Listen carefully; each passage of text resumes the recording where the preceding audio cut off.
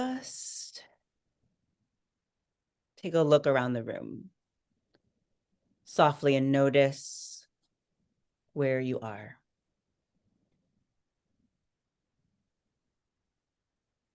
And notice how great it is to look away from the screen.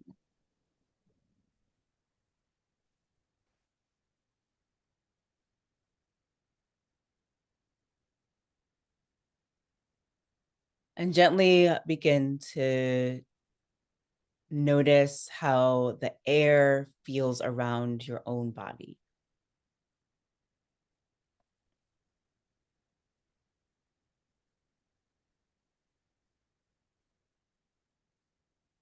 And something I like to say is soften into the air around you.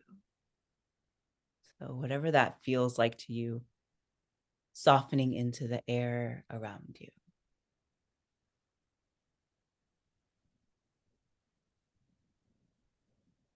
And as we move closer and closer inward, beginning to notice how your breath feels inside of your body.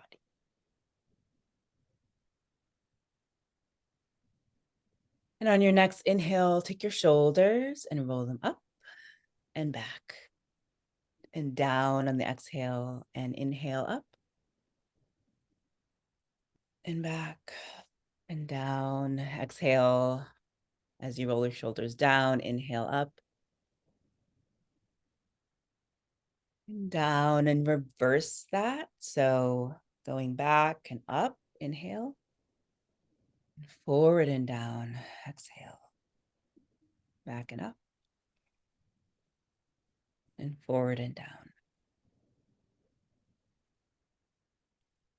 And just starting to undulate the spine or wiggle the spine in ways that feel dynamic to you. Be little, be more big. And I really also like to say that as you imagine yourself kind of integrating these potential movements in your day-to-day life, like you got to kind of coax yourself into being like that weird one that's going to take care of their body in the middle of the day and do things like this in the middle of the day. And so now we're going to move into something called the yes breath. And that is kind of making a C shape with your body. So when you exhale, you're going to you're going to inhale up, and then you're going to exhale and arch your back into a C to the back, and inhale, arch forward, and exhale. And as you can see, your head and your whole body, and inhale is moving in a big yes to what's happening in this moment. Exhale and inhale and exhale and inhale and exhale. And one more time, inhale and exhale. And I'm going to move to standing. And like I said, you can stay kind of lingering wherever you want. If you're like, ooh, this yes breath is super juicy, then you can keep doing that. If you have something going on your shoulders, you can stay doing that. You can give yourself a little massage. So really take care of what your body needs in this moment. What I'm going to do is move to standing and stand with my feet wide apart. Well, hip distance apart. And you're going to open your arms up so that your heart arches forward, and then close your arms in front of you so that the top of your back arches backwards. Inhale, exhale, like a big old butterfly. Inhale, exhale. Inhale, exhale. And now you're going to reach up to the sky, Do some little reaches from side to side. And then down to the ground. Exhale, and then inhale up to the sky. Reach up, down to the ground. Exhale. Inhale up to the sky. And down to the ground. Exhale. And just notice how your body is starting to feel. If you feel at all like you have more energy. And now we're going to make figure eights with our hips, just like this. Shifting the weight from one hip to the next, making figure eights, making it really luscious and very juicy so that it just feels so good in your body. Like a nice pleasurable moment, and just like let yourself melt into it. Figure eights. Bend those knees if you want, just get really into it. And just letting yourself move from one foot to the next. Forward and back. One foot to the next. And this is kind of like a walking.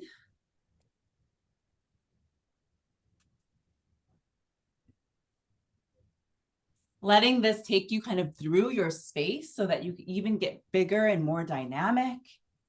Shifting your weight from one foot to the next and seeing how much space you can take up. And what that even feels to imagine that. How much space can you take up? One foot to the next. How dynamic and fun and playful can you make this moment? A few more moments like this. Spin here.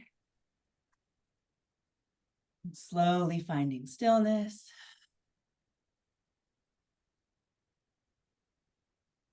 Slowly returning to your breath.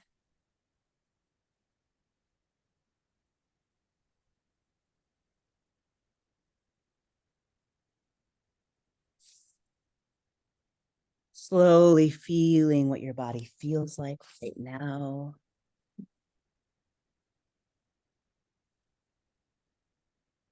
Coming back to a seated position.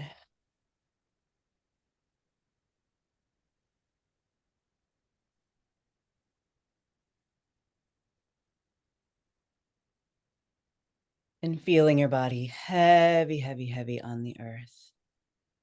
We'll take a moment to feel into what we would like to honor in this moment as we've connected to the earth and to our bodies.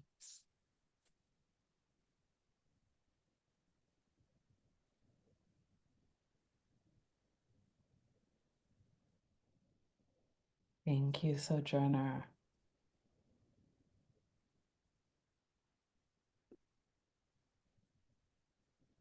That was great.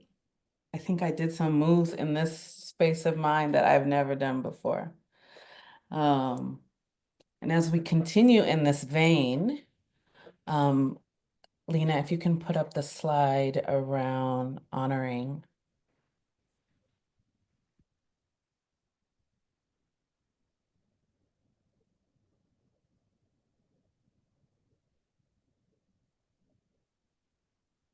So that now that we've kind of gotten into our bodies, and I love that in terms of like the softness, of the air, I felt like I was just kind of connecting with the air in a way.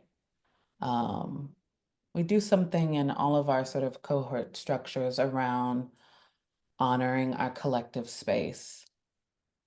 And so we don't want to limit to a land acknowledgement or a specific thing, but we want to be able to open up in a way of honoring that I know from knowing many of you, from connecting with many of you, is important. It's important to us culturally. It's important to us in so many ways to give honor where honor is due, that we know that we sit here, we're standing on shoulders, right? We are standing on shoulders. And so as we think about that, we have a few prompts. What do you want to acknowledge in this space today? Who would you like to honor in this space today? What do you need in this space? What will help you to be fully present? How can we support you? So I want to invite you to just take a couple minutes to reflect on those prompts. And then please feel free to populate the chat with some responses, um, as many as you want. There's really is not a limitation, but just take some time for that. Maybe Lena, just a little bit of music, if you're able to, if it's easy for you. Sorry, I didn't ask you for that. While we take a few minutes to do that, thank you. So please feel free to populate the chat. We'll take a few minutes for this.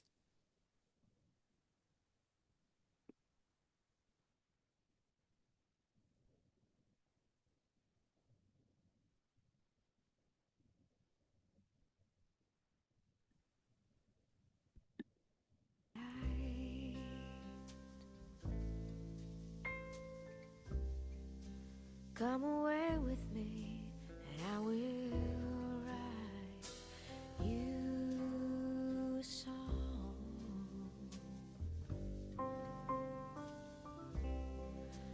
Come away with me on a bus. Come away where they can't tempt us with their lies. And I want to walk with you on a cloudy day in fields where the yellow grass grows knee high. So won't you try to come away with me, and we'll kiss on a mountain top. Come away with me, and I'll never stop loving you.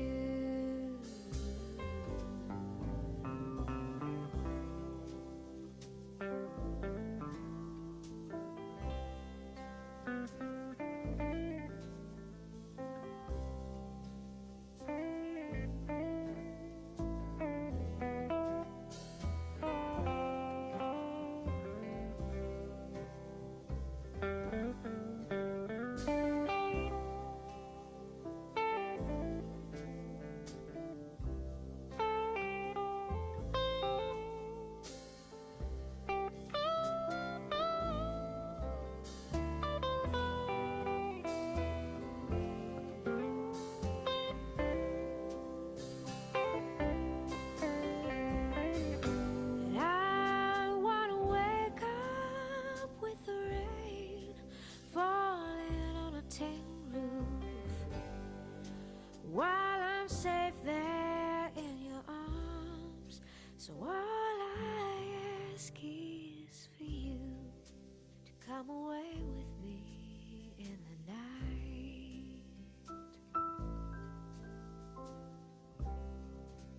Come away.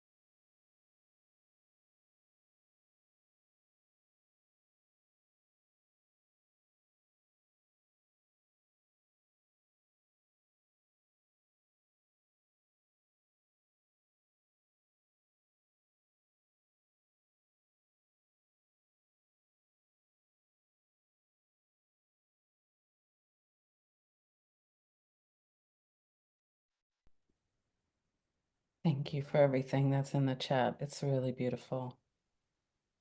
Yes, and feel free to keep populating. I'm gonna hand back over to Sojourner.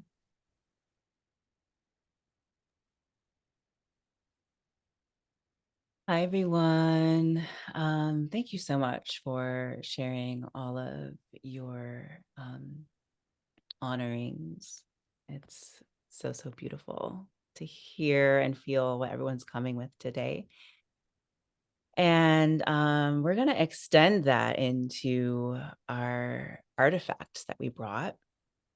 And if you didn't bring an artifact, you're perfectly fine, because I'm sure you can think of something to chat about and share a story about that represents your cultural or personal legacy and what it means to you. And so we're going to get into breakout rooms, and everyone will have about 5 minutes. And you'll go around, you can share your name and pronouns and just share a story. Share a story about your artifact. And if you don't have an artifact, share a story about your cultural and personal legacy. And maybe something that is an object that reminds you of that legacy. And then we'll come back and we'll hear a few stories from our breakout rooms. So I'm going to go ahead and open up the breakout rooms. The timer is set for 25 minutes for shares, and it will give a warning and then kick everybody out when it's time. And then for people, if you don't get automatically put into a breakout room, it's because you're staying in the main room with me, and then that will be the breakout room. So I'm going to go ahead and open it up for everyone.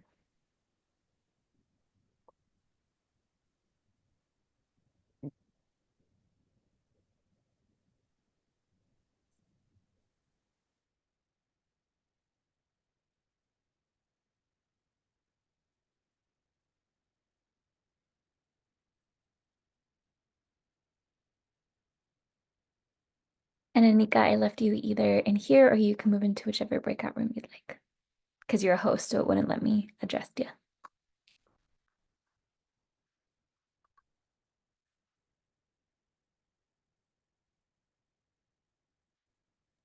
I'll stay here. Alrighty. Marisa, how about we start with you? I'm going to grab my artifact. It's on my mantle.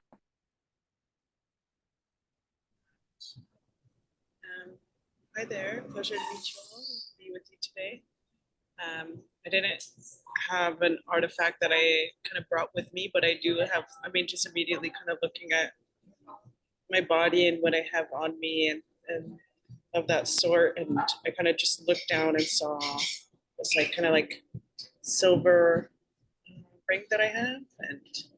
And with this kind of, I recently was did a trip to Mexico City. I went to the Anthropology Museum.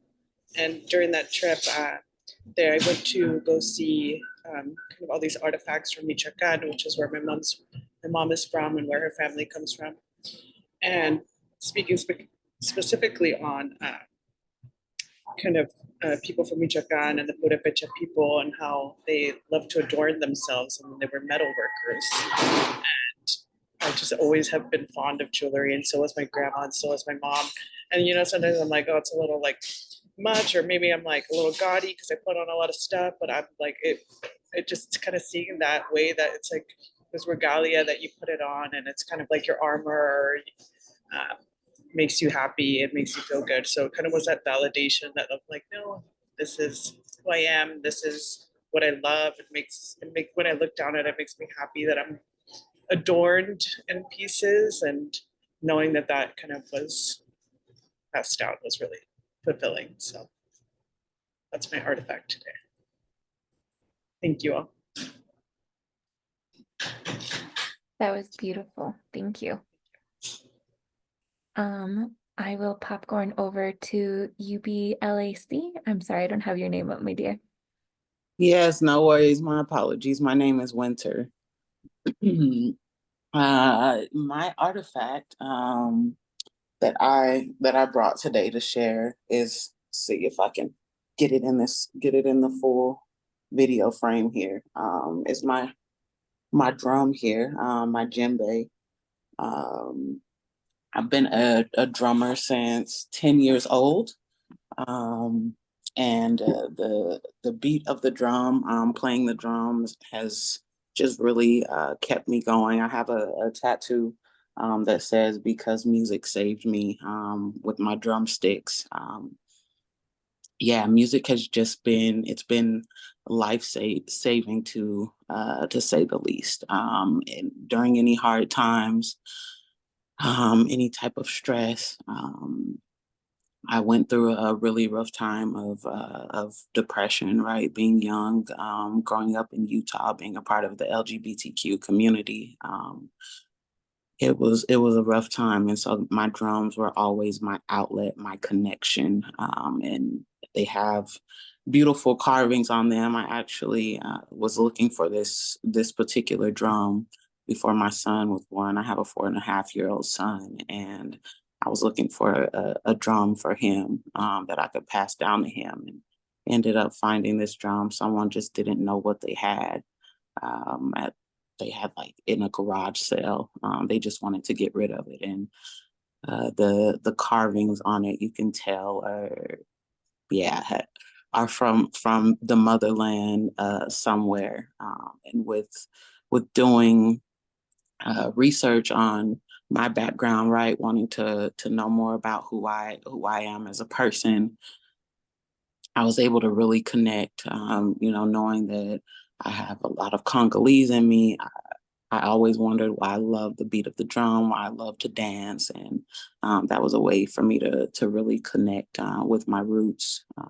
One of my cousins that I was very close to that passed away a few years ago. She was a drummer as well, and so yeah, just really a way to connect with the past, present, and future of myself, and yeah, who I continue to hope growing into as a drummer as well. That was wonderful. Thank you for sharing. Thank you so much. You're welcome. I will pass it to Susie or Susan. I know I have two of you in here, but I think you're on both, my dear. Let me unmute you.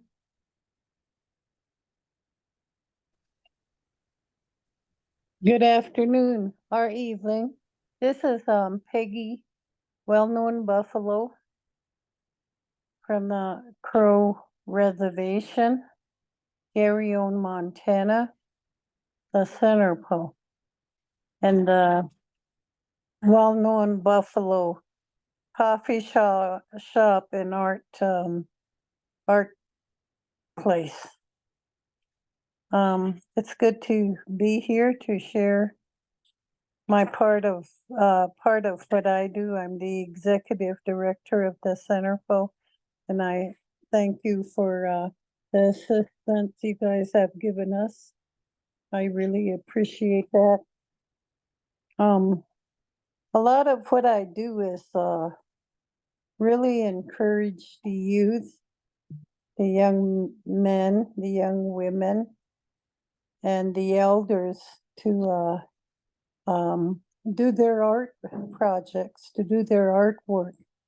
And in return, what they do is they bring them over to our place and we display them and try to, really assist them on how to, value these pieces of artwork they do.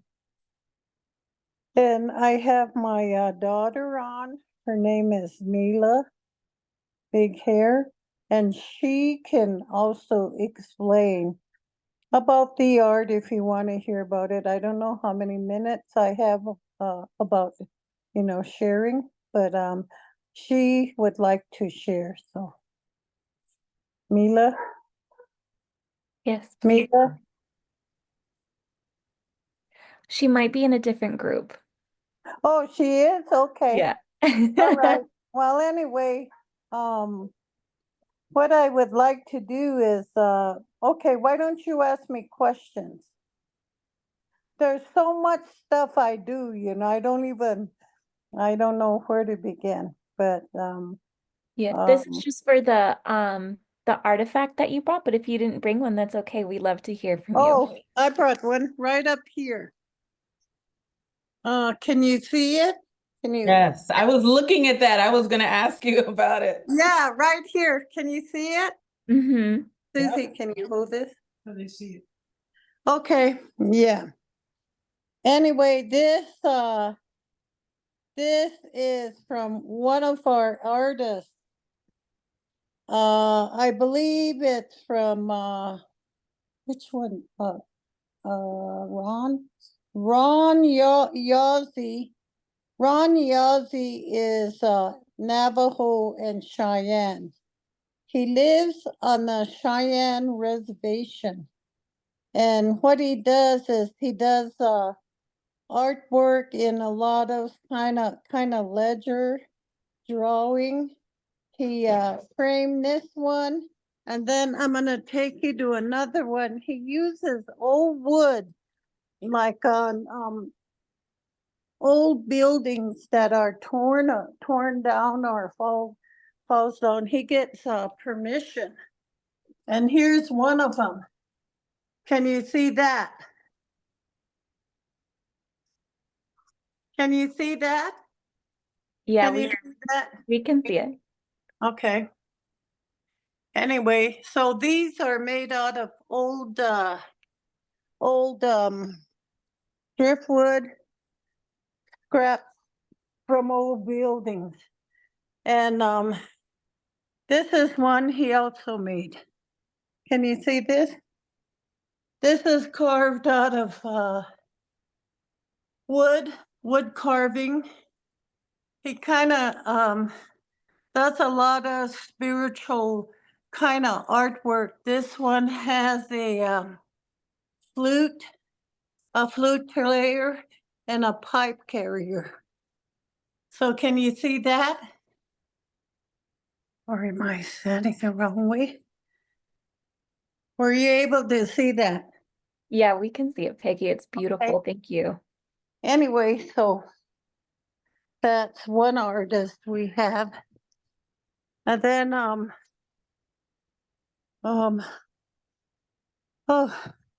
what else? We do a lot of things like paintings. I have a bag full right now, but this is purses. Purses that are made by Ramona Crow. Ooh. And she Beautiful. does Oh, very beautiful work. We have these in our coffee shop. And then I have Peggy, these. I'm gonna go ahead and move on to the next person, and then if we have time at the end, we do want to see more because I want more information on those Okay, bags and this those is all beadwork. beadwork, and that's it. I'm done. Okay. Thank you, Peggy. Okay. I'm gonna Mhm. go ahead and do Anika and then Mary, and then I'll go last. Thank you so much, Miss Peggy. Those are beautiful. And thank you, Marisa, for sharing. So I brought my son.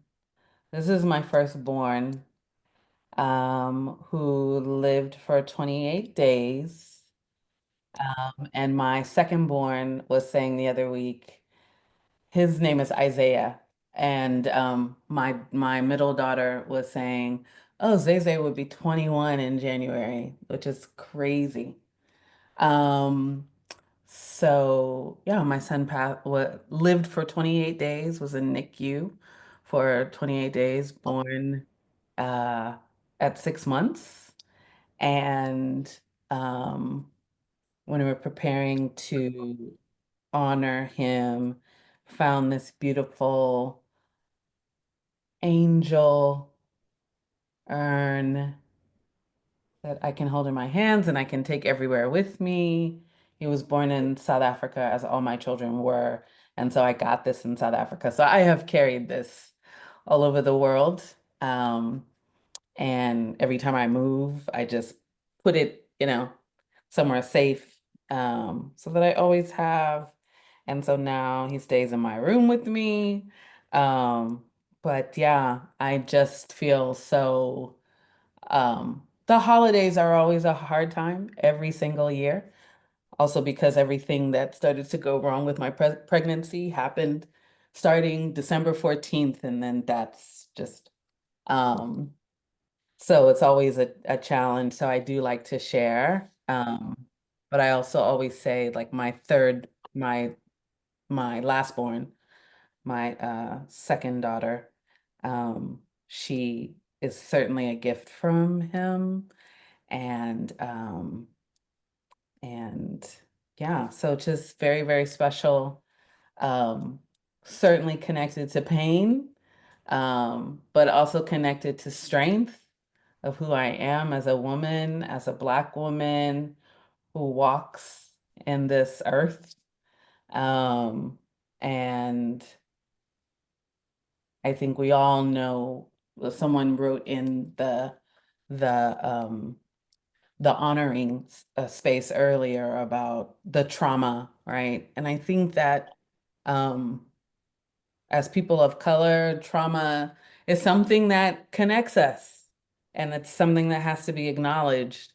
But what also connects us is that resilience, in spite of how we turn tears into joy, how we celebrate in the midst of trials. And so I think he reminds me of that.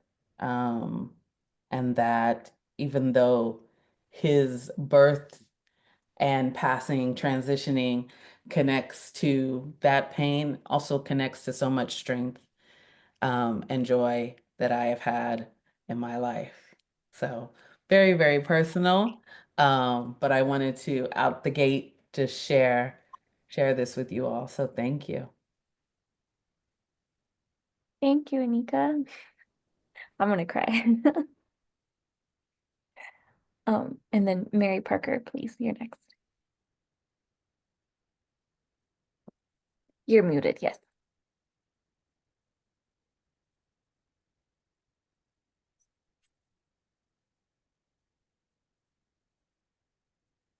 That's fine. I can't hear you. While you're figuring it out, I'll just go ahead and go. And then you can figure all the things. Is that better? Oh, there you go. Yeah. Okay, because I'm on my phone because my computer wasn't working, and so I apologize. I was having some technical difficulties, and so anyway. Okay, do you want me to go ahead and then, or well, Yeah. I've got my mic up. Okay, thank you. And I've really enjoyed all the ones that I've heard, and I do relate to what Annika said. My daughter lost a baby a few Anika. months. Anika. Anika, okay, I apologize. My daughter lost a baby. She delivered it in the bathroom a few months ago and passed away. So it's very difficult, but it does remind me a lot of what she was saying, that, we all experience pain and things that we experience. So mine, I feel like you guys all had a lot of really cool things to share. And mine is more, I have a magnolia because I grew up in the South. And I actually brought a couple of things. I brought my grandmother's cornbread dressing recipe for cornbread stuffing for turkey, and I was thinking about it just since. And the recipe goes way back, and the magnolia actually represents strength as well. But it reminds me of my heritage. I don't identify as being Southern anymore because I've been away for so long, but I think back to the days growing up and the traditions. And to me, it just seems like we all live in different parts of the same country, and yet there's so many different things that we eat, that we share, that we just differences, and yet we're all the same. And so anyway, so that's my artifact to share. Thank you. Really appreciate it. I have this photo. Oh, well, right here, if anyone can see it. I'll do the unblur because it's probably I'm in my office. So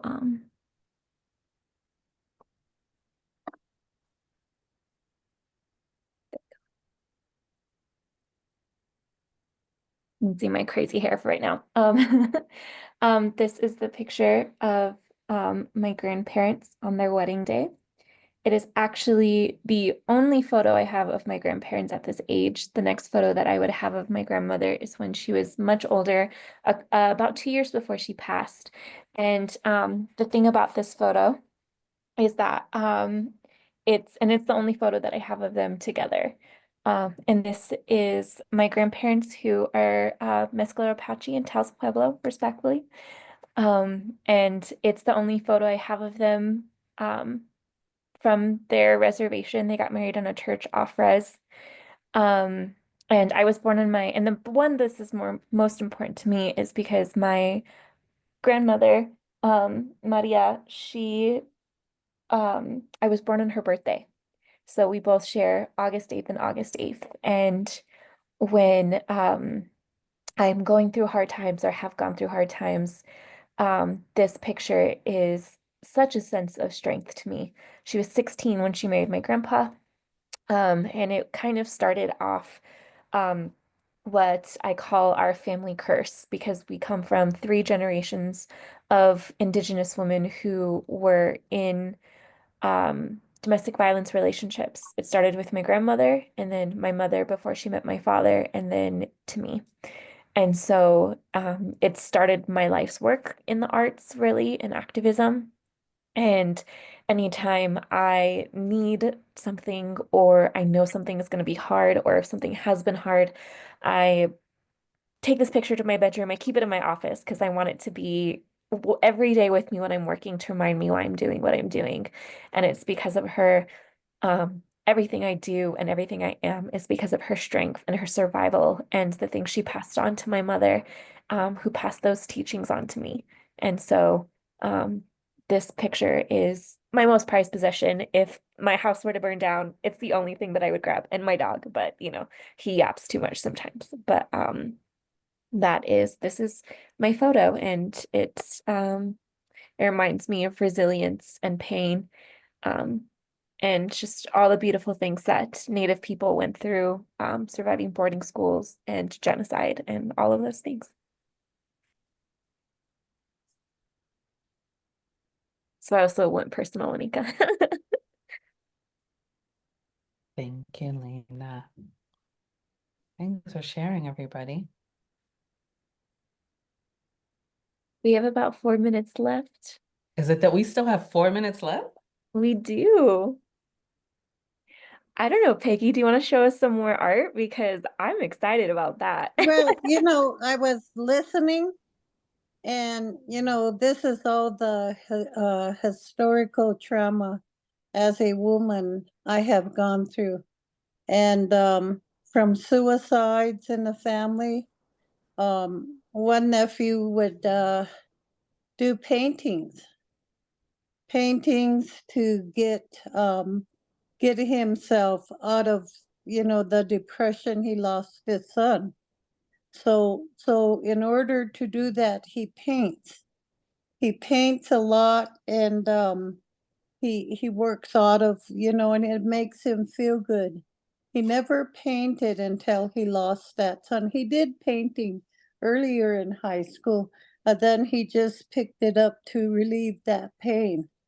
Then I have another friend who was in the prison for a long time, and his name is James, and he does his paintings through pain and healing also.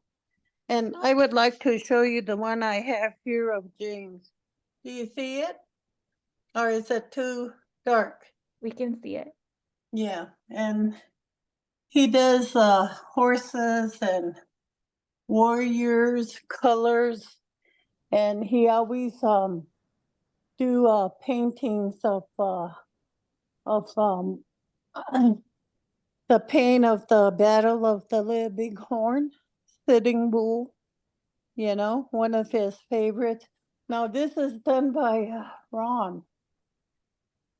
This is another one. Ron also goes through a lot in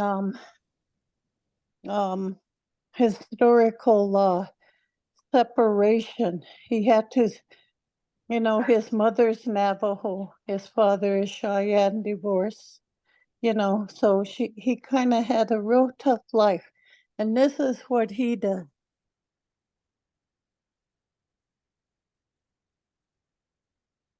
And he does a lot of healing and stuff like that.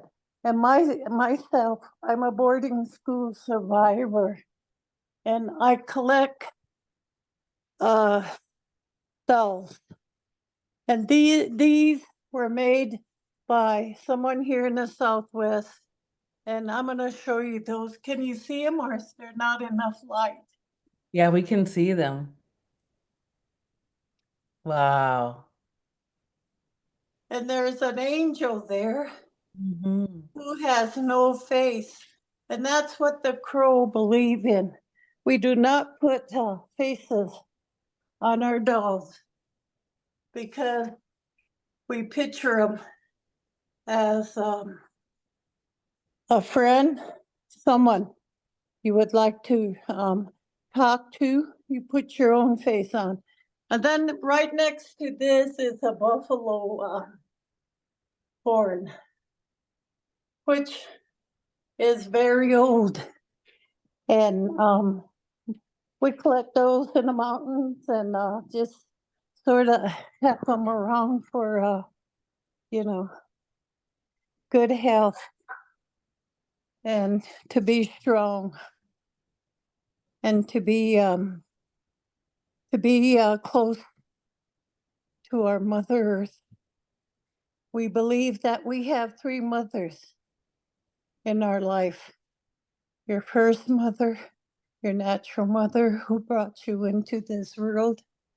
You give thanks and pray for them every day, even if they didn't raise you, or if you was, or whatever. You always give that thanks to them. The second is your lodge, your teepee, your home, very sacred.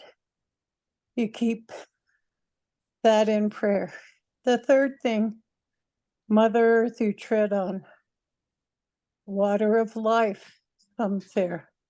Your food, sacred food, your sacred plants come from there. So these three you have you have a lot of respect for. Excuse me, my first language is my own language, which is Apsaloga, Balakbaga, Balakbak, Biluga. Biluga means crow, all human. Biluga, we're all human. That's beautiful. It looks like we're all back now. And what a beautiful. Hi, Peggy. Thank you for bringing us back. That was so wonderful. And I'm wondering if anyone has any lingerings that you want to share. And I want to invite folks to just take yourself, or you can actually raise your hand and I'll call on you. If anyone has anything, I would love to hear your voices. We haven't heard any voices in the main room yet. So if you want to just raise your hand and share, anything that's resonant, that's lingering in you about all of the legacy stories that you just heard. If someone could help me see any hands raised. I just want to say Hi, I I'll was speak. My name's Tosh and I'm Dana. I was fascinated and am fascinated by all generations. I am a pro elder person, so I'm all about wisdom. So that's my favorite generational group that I believe has the most to share and teach. But children and young people have a lot to teach as well, and all you know, 4 directions and 4 generations have a lot to teach.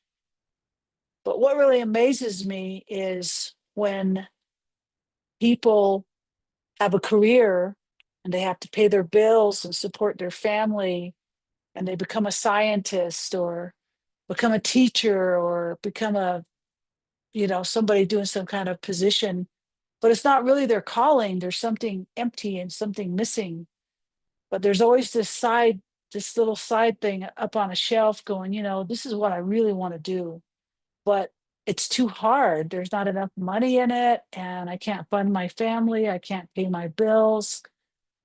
So I just love it when I hear stories of somebody's, you know, a scientist and decides to become a dancer and give up a whole career to go into something, or somebody's doing something and decides to pursue professional murals and becomes becomes a director in a facility. And it just blows me away, because it's like some people have their calling when they're really young. They already know what they want to do and they fall into it, and that's what they do. Like, you know, I could think of Taylor Swift, for example. She started her career really young, and boy, she pretty much made it, and she's still young.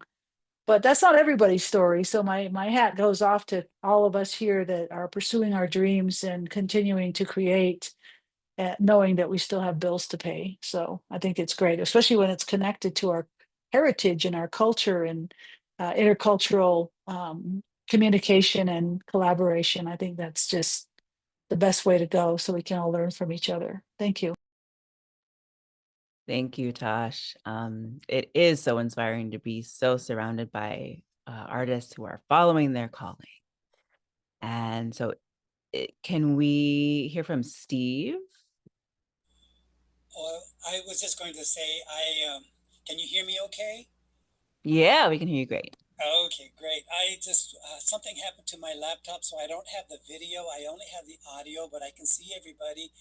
And I was intrigued by just scraping the surface of who we were in that little group that we had with Josh. And I wanted to learn more. I am really interested how it came together that we all linked to music. and some of the music, it really just touches on, for me, it was like the 4 directions, and I've copyrighted pieces off of my guitar. And I think it was my children who helped me midwife some of this creativity. My 4 daughters that I used to lullaby to sleep on the guitar. But now, in my elder years, I am still copywriting pieces. I just recently copyrighted one, learned how to do it, and it's about, you've been a friend of mine, and what's on the other side? You've been there for me as a friend, and yeah, will you be there on the other side? So anyway, I just wanted to say thank you to the group and to all of you who are listening.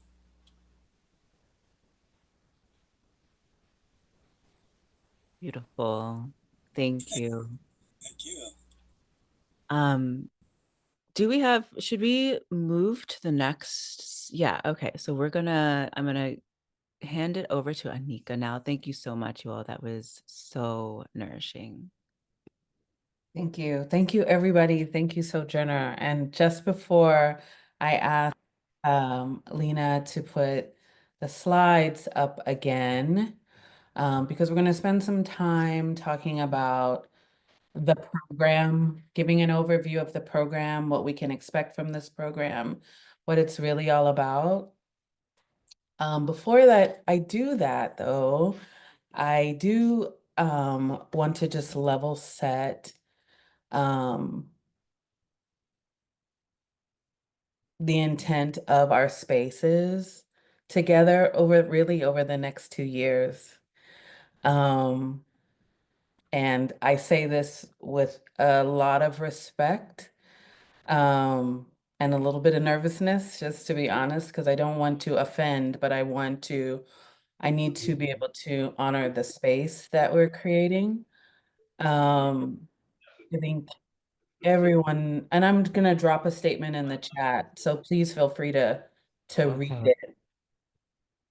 And as I keep talking, I think we know that all of you have applied for the program, so you know the background, that this is a program that is funded by the Wallace Foundation, that's based in New York City, and they've been doing a study, various studies over the years to understand arts organizations of color.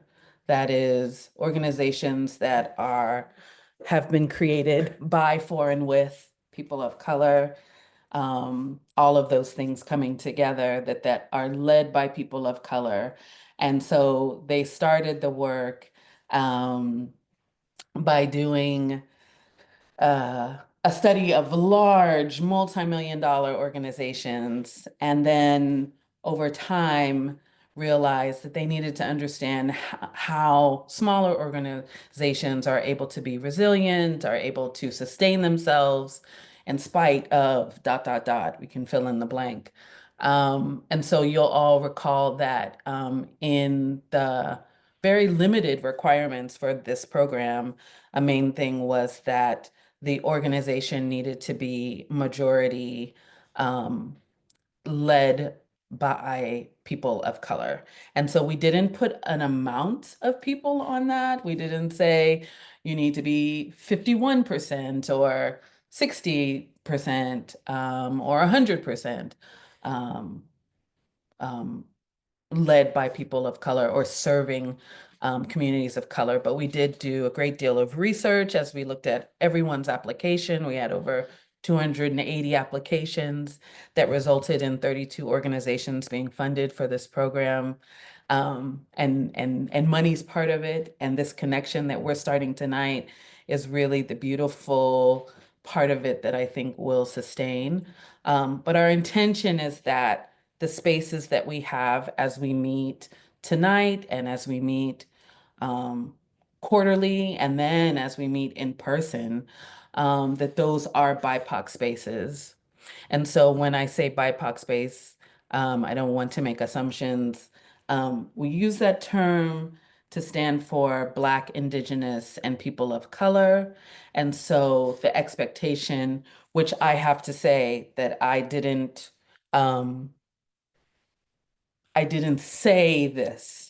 And I think we, because of the work that we all do in this program, made some assumptions that it was clear that this is a BIPOC space. So I want to just share that and really appreciate those who are allies, who might not identify as a person of color, and to say that really this is an important part of when we were creating this program, and we held stakeholder groups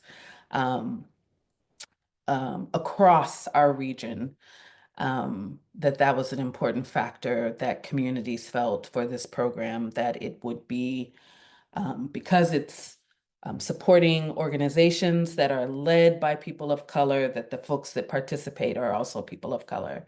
So I just want to respectfully ask if you do not identify as a person of color. And I don't want to make assumptions. And I know some people, we all have different skin tones, so I don't want to make assumptions. And some people I know better than others.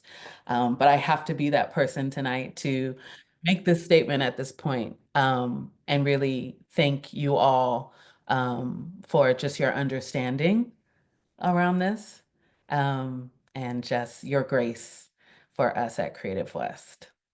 Okay. Thank you. And so I'm gonna move into the slide. If you'll put up, there it is. So we're gonna do program overview.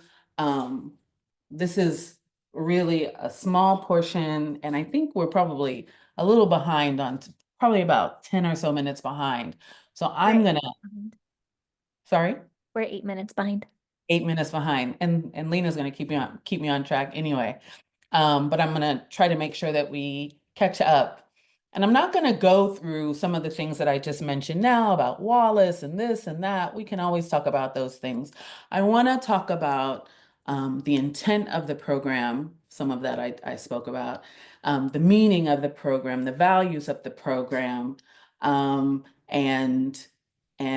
share really like from my heart. And I have to say that Sojourner encouraged me to share in this way about the program and just really kind of open up around this. So the intention, and I've put these all in sort of question form rather than statements, because I want us to open up our minds to the possibilities of what this program can be and will be and what it'll look like, wow, in 2027, 2026, when we officially end at least this phase of the program. We don't know what comes next, but what things will look like.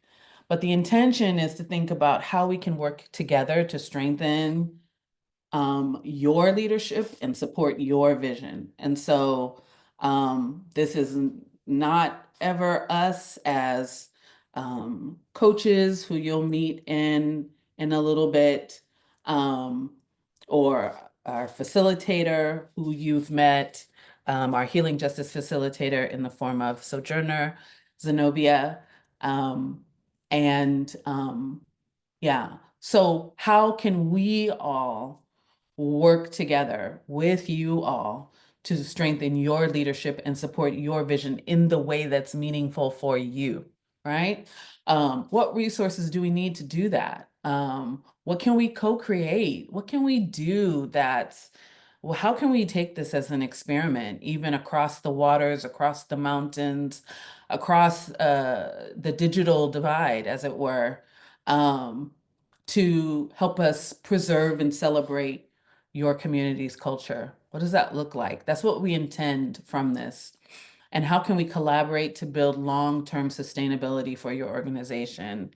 I think at this point, everyone and maybe one organization, just because of logistics, might still be waiting for their first payment, but every organization receives the same amount of money. And it's not $1 million. And I know that I hear from you that it means a lot, and it makes a difference, especially as a small organization. But is it enough to sustain? No, it's not. But how do we do that through collaboration? How do we do that by working together, partnerships that might come out of this group over time? And what can we do collectively to ensure that your community feels supported and cared for? That starts with you feeling supported and cared for. So yeah, so those are first that, and then the meaning. So when I think about the meaning of this work, it's really about uplifting, it's about justice, it's about belonging, it's about transforming.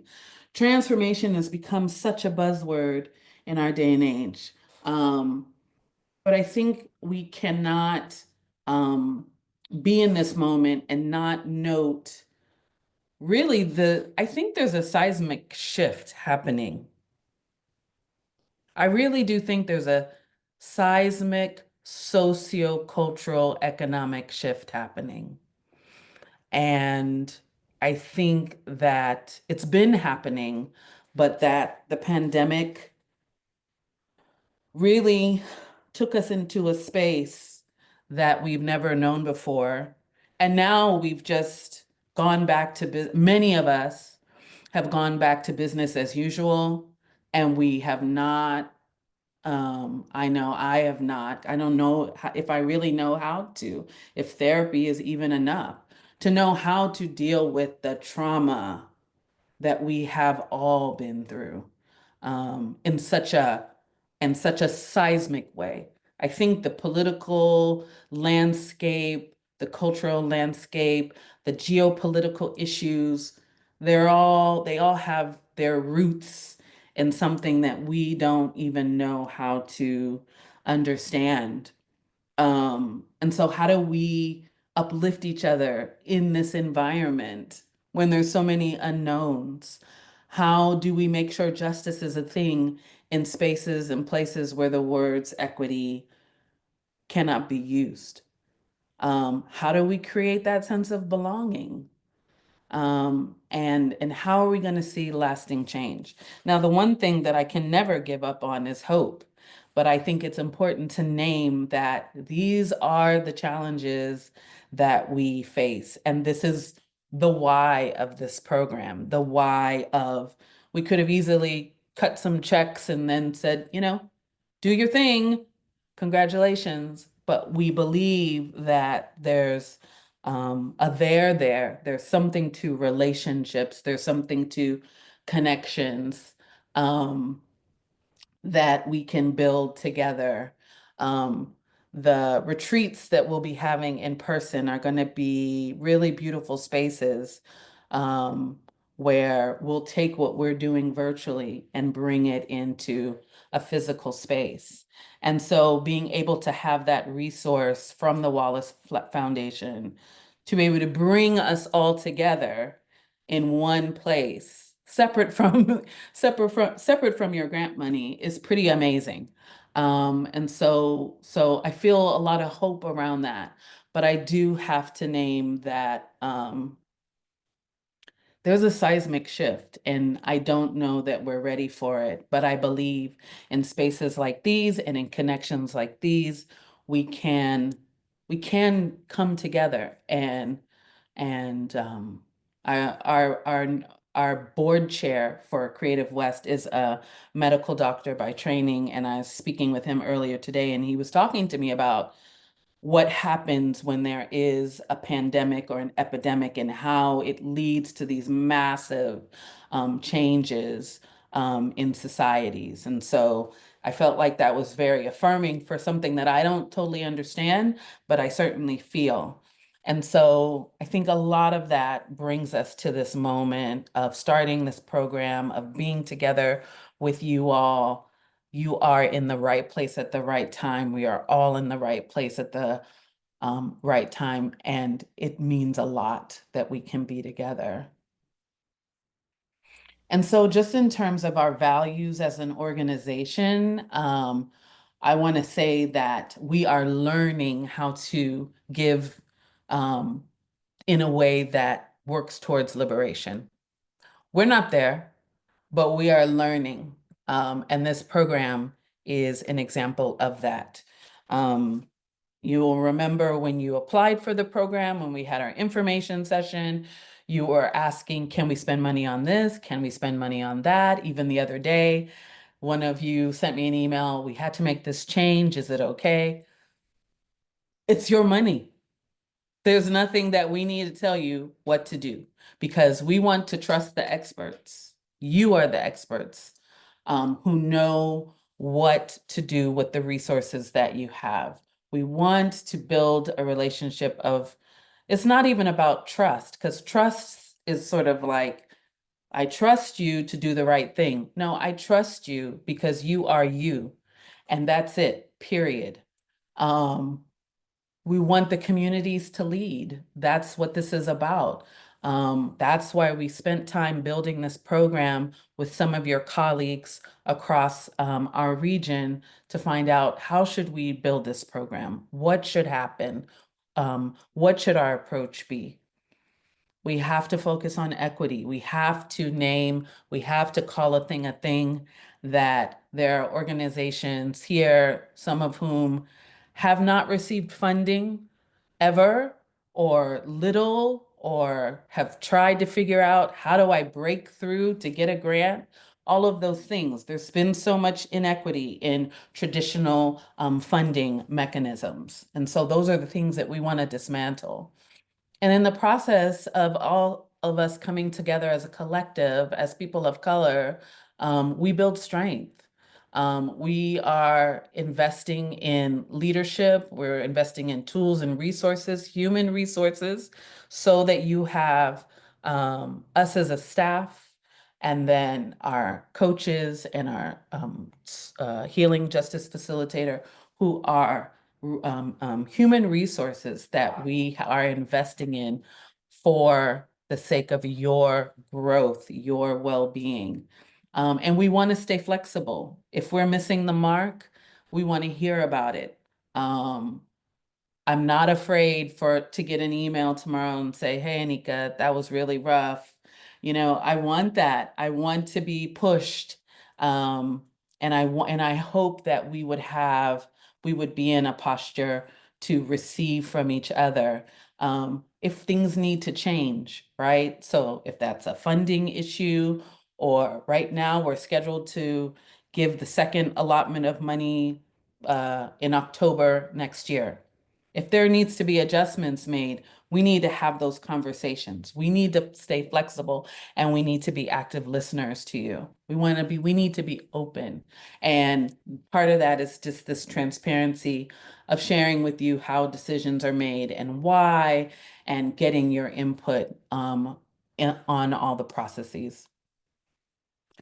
So just quickly on our structure, this is a 2-year journey. It's about working together. There's guided learning. You have coaches here who are going to lead around conversations around leadership, sustainability, and culture. And we do that in partnership with you. And then having tools and resources tailored to your needs. So we have some resources that we've started to create or pull together for you, but that's going to be a continual process. As you say, hey, it would be great to have this. Need to learn. I need to develop a feedback tool, a feedback process. That's a huge area for us. And so we want to hear from you about the tools that you need. So we're building this plane while it's flying. Because we want to make sure that we stay in the moment, we stay present with the needs that you have in real time. And then our structure is also about focusing on growth. We are going to have a very simple reporting process. The reporting is not to keep tabs on you, but to learn and improve and support your success. It's not meant to be a barrier. So we're not going to have some elaborate written report that you have to do. It might be a video, it might be different, it might be feedback that we do at the in-person sessions. So those are things that we will build over time as we go along. All right. I think I ran through that pretty well. You have us right back on time, Anika. I'm so impressed. The only thing that I didn't do yet is make sure that we have space for introductions. On the microsite, which I think that most of you, if not all of you, have been able to jump onto, that is our space where we're going to keep all the information, all the resources. You are able to contact each other. You have everybody's email. You have everybody's social media, who have social media, websites. You have all that information. But I do want to take a moment to make sure that the coaches and the other staff members are able to introduce themselves, because that's the one thing that's going to give me a little bit off track. So I am going to popcorn around. Let's see. I want to start with Josh Ellis to just introduce himself, and then Marcelina, and then we'll go from there. Can I just quickly ask something, Anika? Yes.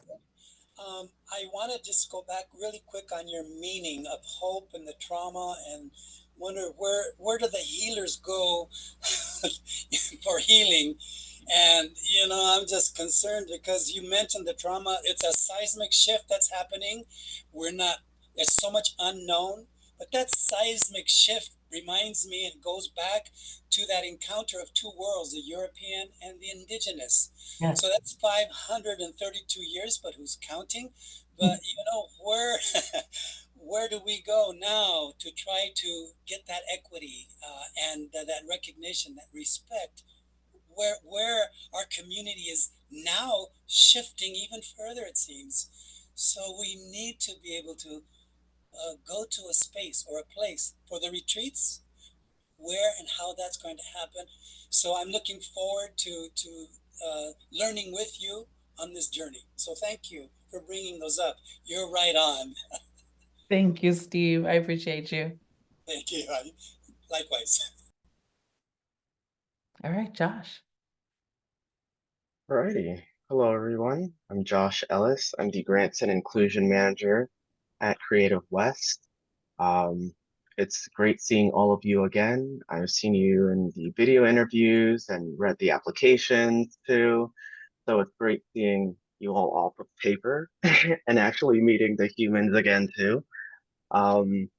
My pronouns are he, him. I am tuning in from Phoenix, Arizona. Um, there's no snow here, which is great. I've been hearing a lot of people talking about the weather and how cold it's been. And if you all love that, that's great. Um, and I'm just excited to be here and start this program with my colleagues and uh, learn from you all and see how we can collaborate and really just make this program what it's meant to be. And I'll pass it to Lena is next. Hi everyone, Marcelina Ramirez, or as you'll hear my team call me, Lena. It's what all my best friends call me, so everyone here is more than welcome from now on to call me Lena if you so would like. My pronouns are she, her, ea. I am located in Colorado Springs, Colorado. I am the Grants Awards and Programs Coordinator here at Creative West, and I am so excited to be able to learn from everyone to be a part of something like this.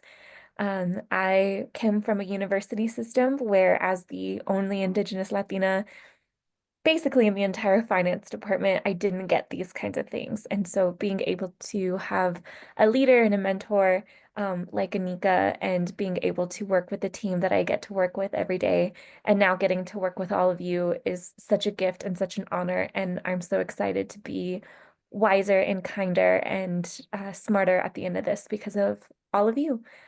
So I'll popcorn it to Anika so she can introduce our coaches. Thank you.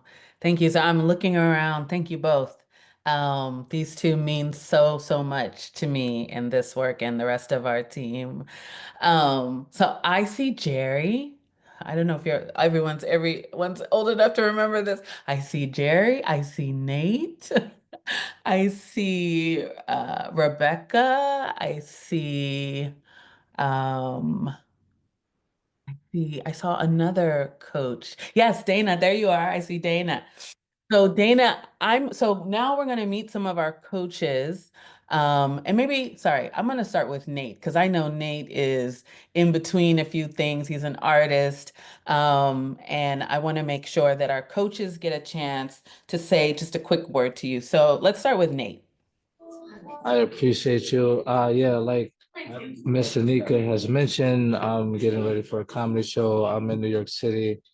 I'm back and forth between New York and Philadelphia. I also randomly want to add, I love the name Anika and Sojourner, very beautiful names. And I met Creative West through the leaders of Color Fellowship, which they came, I knew this when I got in. They came at a very pivotal part in my life and my career. I was living in Ketchikan, Alaska, which is like living in the zoo in the 1920s. You know what I mean? Like it was a lot of racism and a lot of animals, you know.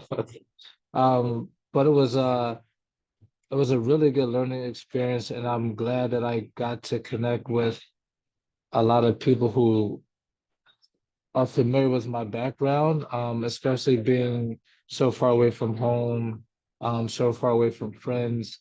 It felt like I had a community in my office at least once a week, which was like I appreciate so much. Like honestly. I'm ecstatic to be a part of this. I feel like my experience both professionally and personally will help a lot of you. And I'm also looking to, like Marcelina was saying, just learn and grow together. We live in a very interesting time, politically, socially. Like again, I'm in New York, and I was just on the same street where that CEO was murdered. I was doing an open mic there, and like 3 hours after someone was murdered. So, it's like there are there are opportunities for us to help push each other to the next level, but it's very important that we do so as a community because there are collectives trying their hardest to disintegrate us. And coming together and having even moments like this where you are able to really meet people and connect is very important, and I'm very excited. Thanks, Nate. J2. And Nate will be the learning community coach for those with a budget between 100,000 and 149,000. So we have sort of created the learning communities based on your budget size, and we'll talk more about that over time. I'm gonna swivel over to Jerry Rayon, and Jerry's gonna let us know if she wants to be called Jerry or JD. I've seen both. And so, but Jerry is going to be the learning community coach for those with budgets 300,000 to 400, 900, 4,000, 490, 499,999, right? So over to you, Jerry, to introduce yourself. Thank you, Anika. My name is Jerry Rayan. I use she, her pronouns. I also am from Philadelphia, but I am via South Carolina, so I have a Geechee Gullah culture.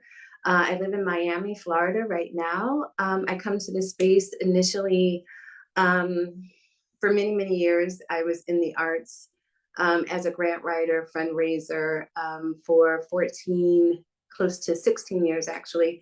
I was the executive director for Rennie Harris Peer Movement, which is a hip hop dance company out of Philadelphia. And then I started Artists Within Reach, which was a free masterclass that went into communities and brought artists into communities that were often overlooked. And then I started the Black Donors Project, which is a participatory action research project on Black donors who give to the arts and its intersections. We utilize surveys, focus groups, interviews to kind of figure out how do we give, why do we give, in which ways do we give, and the intersections that are important for us to be philanthropic activists. Anika, everything that you said was correct, which is the reason why I'm here. I feel like we are going through a seismic shift, and we have gone through different iterations of our existence. And right now, for people of color, for those of us who are closest to the margins, I really do believe that this is a moment for us to really give considerations to how do we dream? What does it look like on the other side of this? We have sat, we've talked about it, we have come to conclusions, we have done all the things, but we have never gotten the opportunity to dream and develop something that looks different than what we're in now. So that's why I'm here. I am so very grateful to be here. And I am excited to be a part of this learning journey with you, Anika. Thank you again. Oh, I'm also a national leader, leader of color fellow as well. So 22, 23. So I'm really happy to be here. Thank you, Jerry. And all of our coaches are alumni of our National Leaders of Color Fellowship Program and are clearly, as you can see already, just from the two, experts in the field in their own right. So I'm going to go to, thank you, Josh, for correcting me, Donna. Thank you, Anika. No No worries. You read it all the time. I know. The brain. As we said, we've gone through a lot. We've gone through. So Donna will be the coach for the learning communities with budgets between 150,000 and then up to just under 300,000. So over to you, Donna. Thank you. Hey, y'all, I'm Donna. As Anika said, I was a Leaders of Color fellow a couple of years ago. I think I was in the same cohort as Jerry. It's been I think maybe even Nate was in there too. It's been so long, and I've been looking at y'all's names for so many years that I assume that's where we started. I feel like I'm building on what other folks have said, but I too feel like this movement is super pivotal, and it's such a time where that sort of intangible work comes in, that connectivity. I've been supporting communities and just being a part of people-powered projects. Wow, it's been a long day. people power projects for a long time. I was a musician trained at Berklee College of Music, and then I found myself in nonprofit, and I've just loved being a part of tangible work that is really about service. So I've worked in health centers, I've worked with emergency management, and now I support the creatives at Berklee College of Music and our alumni, as well as community-centric fundraising, which is a space that's all about disrupting the nonprofit industrial complex and the problems that we see with philanthropy.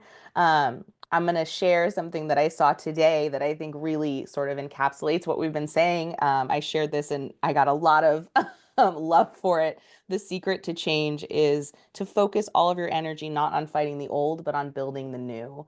And so, Jerry, thank you so much for talking about our dreaming, because in our imagination, in our creativity, we find our love for this place, this rock that we are all lucky to be a part of, this mother. And I really hope that we start to feel that connectivity in such a deeper and more meaningful way on a day-to-day basis. It is so distracting. So grateful for places like this that call us to be still and to just be here.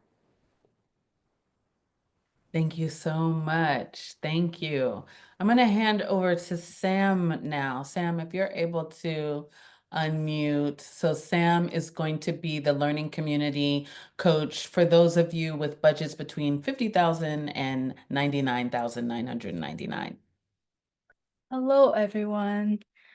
So my name is Sam Zhang, or as the correct pronunciation, it's Zhang Liang would be my Chinese name. So I'm the kind of person who is unable to just hear somebody talk about a problem without jumping into action. And that's something that that's led to me starting various different groups throughout my career. And even back when I was getting my PhD in neuroscience, the issue that I heard people talk about was, this was a financial downturn time. So everyone was saying, you know, how do we get jobs? Because grad students don't get paid, and then afterwards no one get paid. So at that time, I started a lot of school organizations that connected to different, businesses that led to the creation of Michigan Graduate Consulting Club that connected the big 3 consulting firms with graduate students. And then in Vancouver, I heard about issues with the government changing eye care laws. So then I helped start the Canadian Coalition for Eye Care Professionals. That was in Vancouver. Then in San Francisco, similar thing. And over there, did kind of low vision and blindness support groups, and also did fundraising to support organizations that promoted science education for girls. So right now I am in Michigan, and once again, I joined the organization because they were in trouble, and I am a problem solver. So now I am the executive director of Kalamazoo Chinese Academy. And it is actually one of the oldest Chinese schools in the whole country, founded in 1972. And when I joined, it was during a time when all the small to mid-sized Chinese schools were closing around our country during the COVID times. And the reasons were numerous. But right now, I basically, when certain doors close, other windows of opportunity open. And I am one of those who is very flexible in my thinking, and know that no matter how difficult the challenges are that we all face in various aspects of our lives, there's always different opportunities, connections that we can make. So same in Kalamazoo, when language that used to be the focus became not something that can allow the school to stay open purely on that. We focus more on cultural classes, which is something that can't be really offered virtually. That's something still people really wanted. And since then, we've been, focusing more on performing arts, doing halftime shows at the Detroit Tigers and Detroit Lions, sports games, and yeah. So I'm really happy and excited by this opportunity to be able to be a coach for the Group 2 cohort. And I'm looking forward to hearing what problems we can solve together and to learn together, both as a coach, but also as part of your group. So thank you all. Thank you, Sam. Is Rebecca Evans here? Is Rebecca Evans? I saw Rebecca earlier, but I'm not I sure. think she dropped out, Anika. I tried to let her back in, I believe. Okay. So our last coach, or at least our fifth coach, is Rebecca Evans, and she's Hello. Oh, there she is. Rebecca, please introduce yourself. Hello, you're doing such a fine job. I'm like, do I want to unclick this? My name is Rebecca Evans. Annika, I wanted to hear the rest of what you were going to say, though. Oh, I was just gonna say, did I miss anything? Oh, I was gonna say that you are Rebecca's the coach for folks who have budgets under $50,000. And so she'll be working with you all. Yes. But give you a little space to tell a little bit about yourself. And then after that, folks, we'll go into a little break and then we'll come back and then you'll go into time with your coaches. But over to you. Oh, perfect. First of all, thank you for this opportunity. I love this. This is just the best thing that could have happened to me. Came at the right time. As I shared with the breakout group, just being part of the transient community, homeless community, I have been able to have this unique perspective on how to do a lot with a little and how it's actually transformed my art and not diminished my capacity or enthusiasm for social change. Right now I have a cold, so if you can't hear me, just let me know. I graduated from Tufts. I graduated from Boston University, master's in corporate public relations. And I've always been really drawn to the nonprofit industry, but I spent a lot of time working in corporate organizations, Bloomberg, and doing things abroad internationally. And I always was considered myself to be an artist with writing, poetry, doing a lot of performance art and creating projects that were thematic and centered around social justice projects, as well as talking about ways to solve. I think that I wanted to see that visually. And I think a lot of us are just natural problem solvers. And that makes us have kind of like this internal thirst or drive to solve all the world's problems. And I think that what that did for the creative part of myself is expand my notions of what STEM meant versus STEAM, the inclusion of arts, and also its function in developing my own organization and helping other people survive and thrive through the kind of nuances that create barriers for a lot of people in the industry of what we do and what we're trying to do. So I definitely want to be part of that conversation.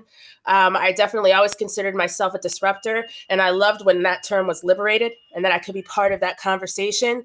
I also like the idea of protest art, and that's something that I see a lot in my work now because I have kind of this corporate marketing PR existence, but now with kind of, I think people are looking for that more guerrilla on the street type of experience where they're talking one-on-one with people. So I can give them the authenticity of the experience, but also understand arts and cultural movements across different cultures here in Delaware.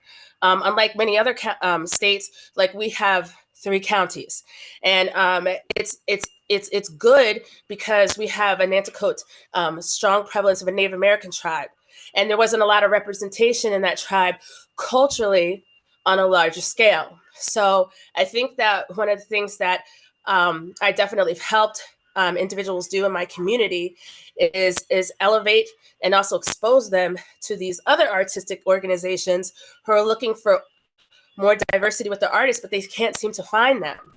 Figuring out and identifying what those barriers are and eliminating those barriers. So another element, another part of my organization is also creation of bills. So I do team up with representatives, with senators, and I have all this experience while being transient. Before, when I wasn't, I couldn't for some reason get into that area. But now there's so much power that I didn't realize was being a person who could speak from experience and could kind of from nuts to bolts figure out what intrinsically are those barriers, what needs to happen now, what can happen now, because people think that change comes slowly, and kind of providing that to people so that we can move this forward. You know, because I'm ready for change now, and I think that there's so much bureaucratic things that get in the way only because they don't know. So we have to make sure that people know and they have the information. Also, just like things that I'm used to, I'm from New York, just making sure all cultures in the BIPOC community, indigenous cultures, especially here, are represented. Now we have, because Bob Marley was in Delaware for a short time, you see a more uprising of Jamaican culture, also African culture. And where we see that across the state is few and far between. So there are things that we're proposing and bills that we're working on now. And I'm just so excited to be a coach and help empower people to figure out what their vision is and propel them in that right way and show them how to do a lot with a little. Thank you so much, Rebecca. That's awesome.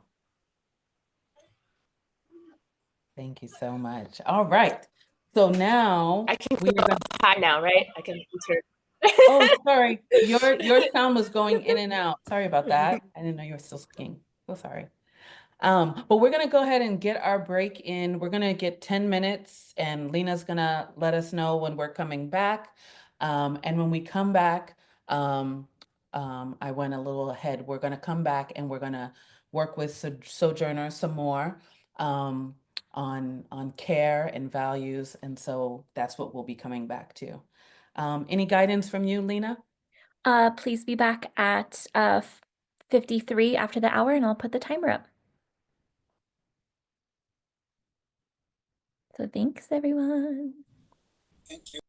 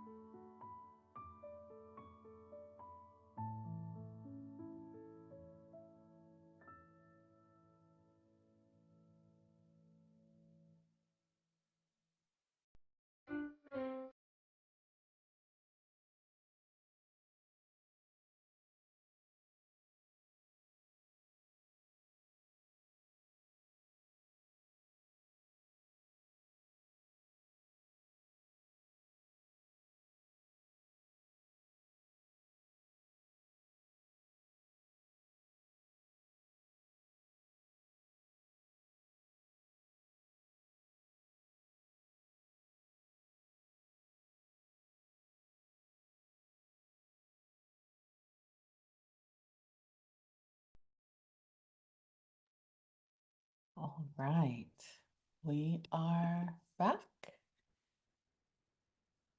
And Yes. thanks for taking that break. I think that was a good moment to get hydrated, to just take a second. And I am going to hand over to Sojourner to take us to the next portion. Welcome back, everybody. So I want to invite folks to take a different position than we usually kind of are at attention in our Zoom screens. And in the vein of Jerry speaking to the importance of dreaming, what if we were able to like rest and recline more? And so I'm going to play a song, and I want to invite folks into an embodiment that is not just looking at the Zoom screen, because this is a long meeting or a long gathering. And besides that, you know, so much of our world is this kind of forward facing, you know, zoomed in, zeroed in focus. And we have so many more ways to receive information, and we can be resting and laying down and receiving wisdom. If you want to listen to this song and be walking, kind of pacing, I was pacing during the break, kind of trying to move my body. If you want to feel how your body wants to move in particular, I want to invite you into just exploring a different way of being inside of this Zoom space. So I lead Yoga Nidra, which is rest yoga, sleep yoga. And so I'm all about the horizontal position in work environments. So yeah, I want you to rest your eyes. I want you to look away from the screen. And this whole section, we're going to talk about, explore, embody, what care feels like, what it sounds like.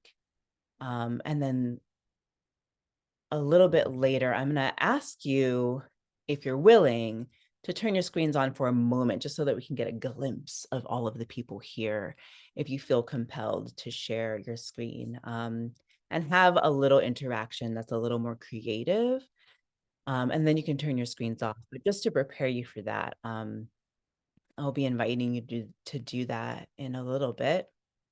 But right now, just find a different way in this moment right now. Find a different way that when I lead Nidra, I often say making yourself 1 or 2% more comfortable. So how can this moment be 1 or 2% more pleasurable, softer to yourself, more caring for yourself? And I want you to soften into this moment and just listen to the words of this song by Sweet Honey in the Rock, and just uplifting the ancestor, Bernice Reagan-Johnson, who just passed away. Wait, did I get that right? I feel like I'm mixing up her and her daughter. Bernice Johnson. And wrote a song called May Francis, and it's about deep care, a deep, deep care. And I just want to say before I play this that I have these sessions where I'm like working through a lot of emotional stuff, and I want to share what came up inside of one of my recent sessions. It was that what I was facing was that I need more care than I think that I need. And I just want to throw that out there to all of you.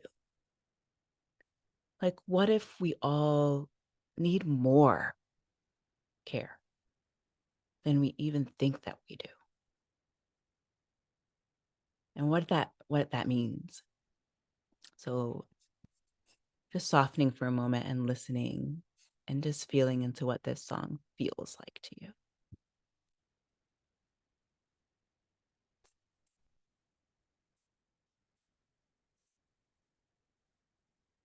Where do I go when there's no one to turn to? Feel all alone, wondering why I am. Where do I go when I need familiar woman hold my hand? Woman hold my hand. Who do I lean on when my legs get shaky? Eyes cloud over, I can't see my way. Who lets me know that I'm still walking upright? Woman, hold my hand. Woman, hold my hand. Who laughs with me when I'm feeling silly? Who skips along, dance the whole night away? Who smiles with me in my moments of pretty? Woman, hold my hand. Woman, hold my hand.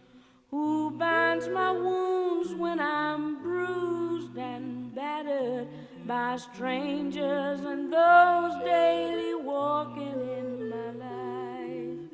Who lets me know I am more than my hurtings? Woman, hold my hand. Woman, hold my hand. Who cried with me when I lose my baby by accident, choice or against my will? Who knows that I'm a childless mother? Woman, hold my hand. Woman, hold my hand. Who makes me sing when my voice is silent? Songs have left me for places unheard. Who bids me sing when all singing seems useless? Woman, hold my hand. Woman, hold my hand.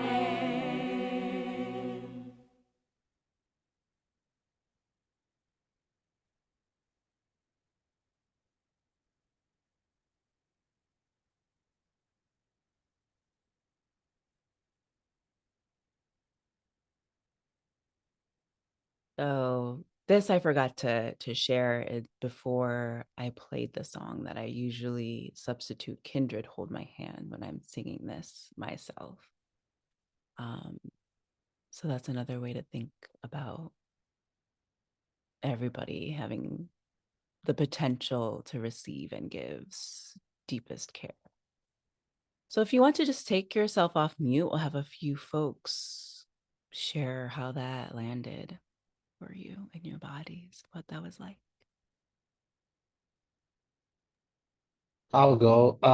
It was a beautiful song, and it's interesting you said you switched it to Kindred Holding My Hand versus Woman Hold My Hand. I feel like while I can understand your sentiment, there's certain images that conjure in one's mind when you hear a woman singing about the things she's singing about, and then a woman being the one to hold her hand, and the woman in my life that I think about. So yeah, I feel like it just caused like a maternal vibe to me, grandparent vibe. I was lucky enough to know my great grandmother, so yeah, it reminds me of the generations of strong women that have not only been there for the men, but been there for each other, which is very cool. Mm-hmm. Mm-hmm. I'll go next. That song really spoke to my soul. From the first moment that I heard it, it spoke to my soul, and it made me pick up my drum immediately. And the beat that came out of it from that song was that of a heartbeat, and so yeah, that it just helped me connect. It just helped me connect in a much deeper level on the within this space. This space is already so incredible. So thank you so much. Thank you, Oh, Alejandra, and then Nina. Hi, I think it's a beautiful song. Thank you for sharing it with us. I thought, first of all, about my family, but then it also reminded me of the process of migrating and where I found that connection and that caring again was my community, the organization where I'm working right now with in Artes de Mexico in Utah. And then I started thinking of this community right now, the one that we're making. I think that we are holding our hands to make the world a better place and to change things. So I don't know, I started with my given family, let's say, and then I started thinking of the family I've chosen in my life and in this community too. So yeah, I think it's a really powerful song. And that's it. Thank you. Alejandra, did you go? Yeah, sorry, I didn't introduce myself. I'm Alejandra. Okay. Yeah. Okay, and then Lily. Did you raise your hand or did I make that up? Okay. But I want to quote you, Lily, because you said earlier today that in the chat that we will hold each other up. We will hold each other up. And so Nina, are you raising your hand again? That Go was for it. Alejandro that went the first time. Oh, okay. Yeah. Oh, I see. Okay, sorry. Nina, would you like to share? Yes. So let me lower my hand first so I don't forget to do that. I too, like Alejandra, found community and healing to be very much evoked by the song. I loved the musical textures, the different voices interweaving, and to me that was very much evocative of community.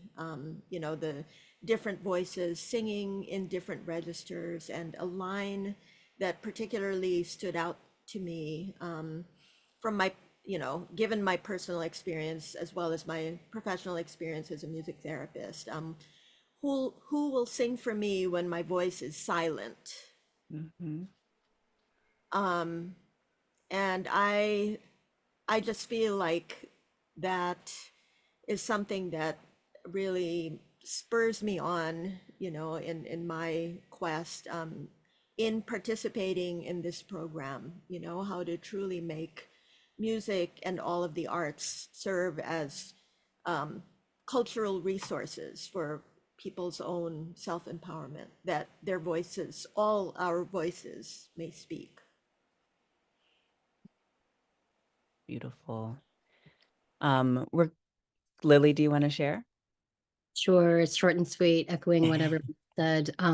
Just that each time it was like, who's going to do this with me? Who's going to do this with me? It made me really identify those people in my circle already who are like, that is the person I turn to for that. That is the person. Oh, I'm surrounded by these people. I just need to choose to be with them more often for that intentional rest. You know, yeah, that support. And thanks for bringing that to our attention, that some of us are going, you know, I work 11 days a week. I like to say I work 27 hours a day, 11 days a week, because I'm a creative, right? Who doesn't wake up at 2 a.m. and sketch things?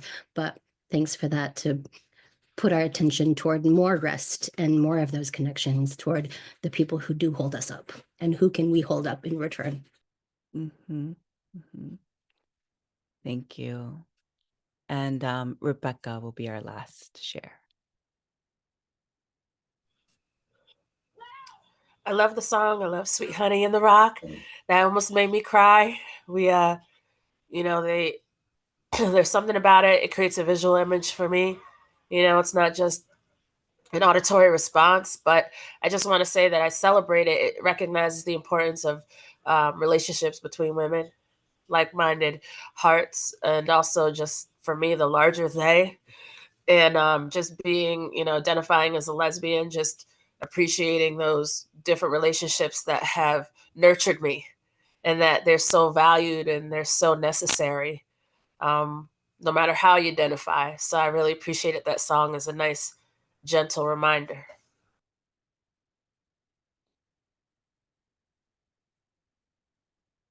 And thank you. Kind of uplifting this sentiment that folks are sharing about this particular space and wanting to connect a little bit more in this moment. So I'm inviting folks just for a moment to take yourself, to turn your screen on so that we can just look at each other. So there's 2 pages here, and you can just look at each other who's here in this space. And if you're open and willing, and just to take everybody in, this is who we're going to be like rolling with for 2 whole years and building with. No worries if you can't. It's just an invitation.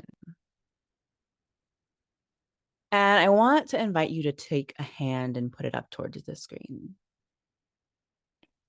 And together, each individually, just kind of like make a shape, any shape that you want to make, any shape with your hand that you want to make. And another shape. And another shape. And copy someone else's shape that you see.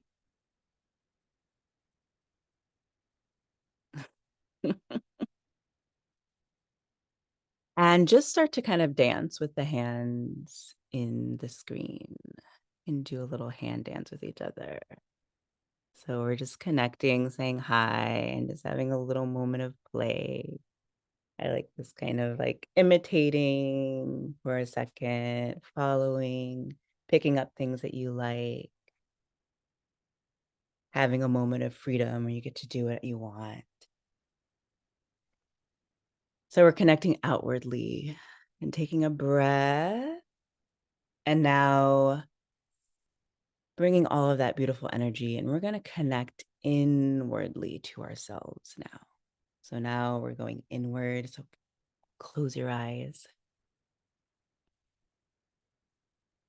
And here we are in this space together, and we are the healers.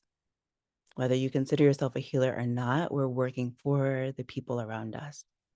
Oftentimes, more times than not, we are asking people to take care of themselves. We're advocating for all of these things that our people need. And here is the moment where we get to give ourselves our own medicine for a few breaths. So just take a breath and go into your own body, that beautiful space behind your eyes, the gorgeous shape of your body.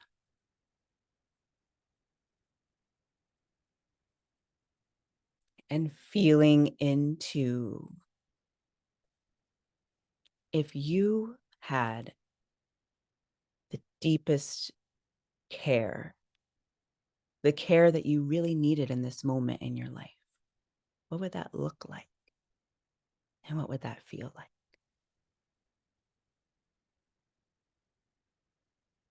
What kind of care do you need right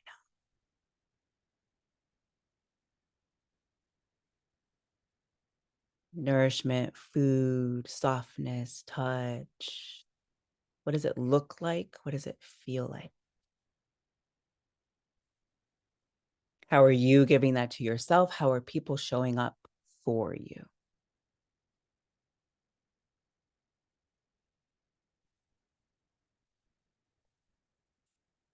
I'm just sitting with that for a moment.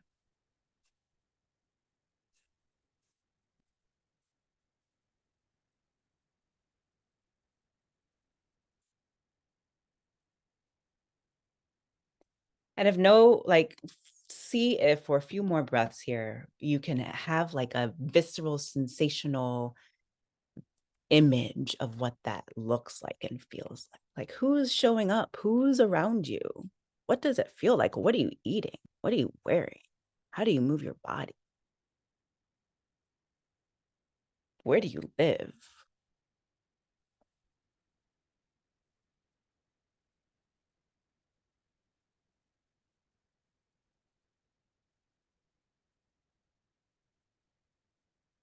And in your own time, and this kind of visualization is just like, okay, wow, I need to write some things down. So maybe you're like, I need to draw something right now. I need to write something right now. But what we're going to do collectively is I want you to just like, what are the 3 words? What are the 3 words? And what we're going to do is just put those 3 words. There's a link in the chat to a Menti board. And you're just going to type into the board what those 3 words are.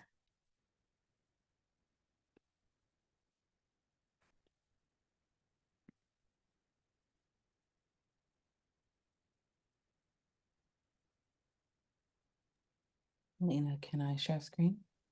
Yeah, please.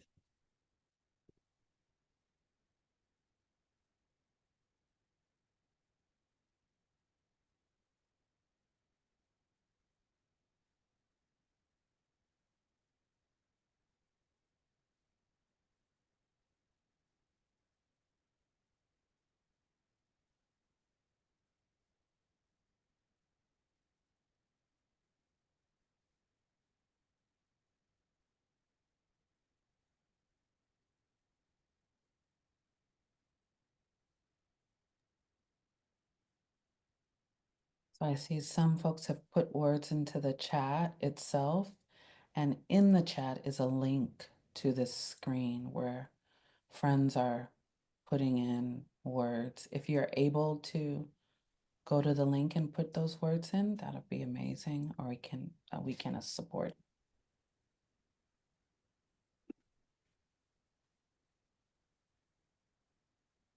So just watching and looking as this beautiful accumulation of words starts to emerge. And so what if our world that we created was made up of all of these beautiful words? That this is a collage of the kind of feelings and sensations and experiences we'll have in the next 2 years. Powerful nurturance, appreciation, emotional rest, understanding, space, self-care. Yes, professional chef. Me too. Strength, resist, patience. So just breathing that in. And I want to invite, well, first of all, let's just do a little check-in. How was that? How was that for you to feel into that? Care. You can just take yourself off mute because we're not going to stay here very long, but how was that? Because it could be a lot to be like, dang. It was terrible. Yeah. To reflect back and be like, how much do we spend giving and how much do we like look in and go, oh, we're the healers? Wait, what? Where's that person for me? Yeah. Who's holding my hand for that? So thanks for that. Yeah, for me, Luis Novoa here. For me, I had my eyes closed and just tears just started to come down. Um, and it's very powerful just uh, how connectedness works, right? And so I just thank you all for being here. Thank you. I want, we'll take a few more as folks are hearing what people's response is, to soften and like really receive, let people's words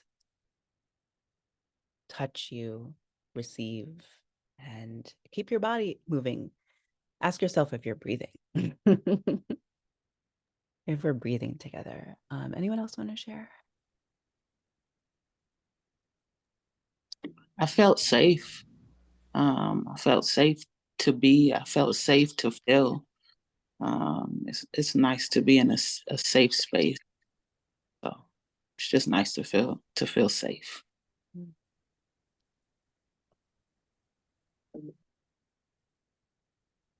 And one more. Thought of respect, love, and peace for my 3 words. I just wanted to share that. Thank you. And so just taking a moment, we've cultivated these words that are supporting the way that we're intending to move in the next 2 years. And when we're thinking about the possibility of all of this manifesting for us, weaving this web of care, deep care for ourselves and for each other, what might be some values that we collectively can hold for this group that might support an experience of deep care? So just a brainstorming of like, what are some values that would support this experience of deep care?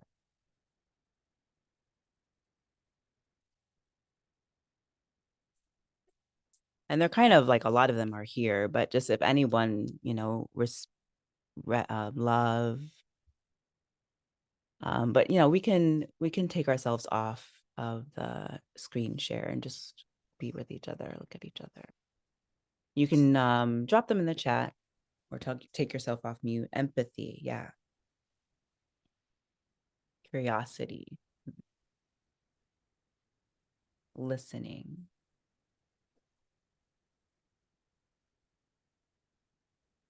patience,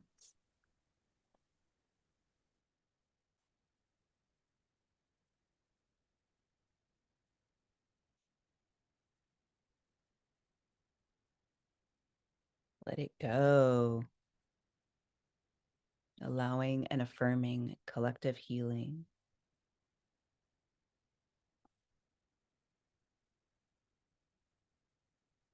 Breath, respect, love, peace, caring, love.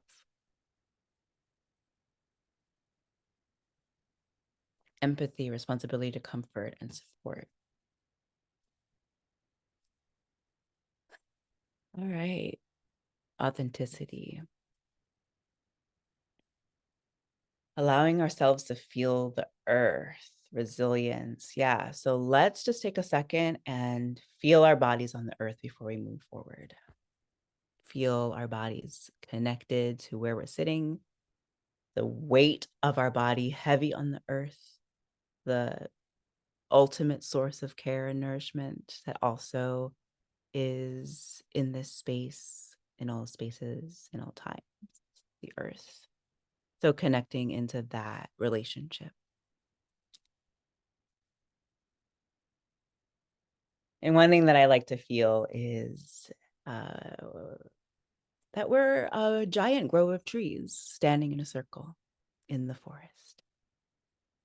And as we're standing in a circle, our roots are going down into the nutrient-rich layers of the soil, deep, deep down through all of the beautiful layers of the soil. And starting to weave and wind together like mycelium.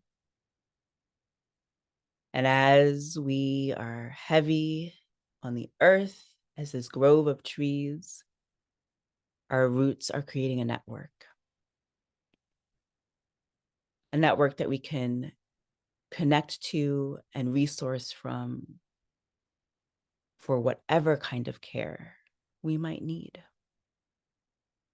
And so just imagining that there's 30, 40 people, 40 trees in a grove, connected and grounded and resourced.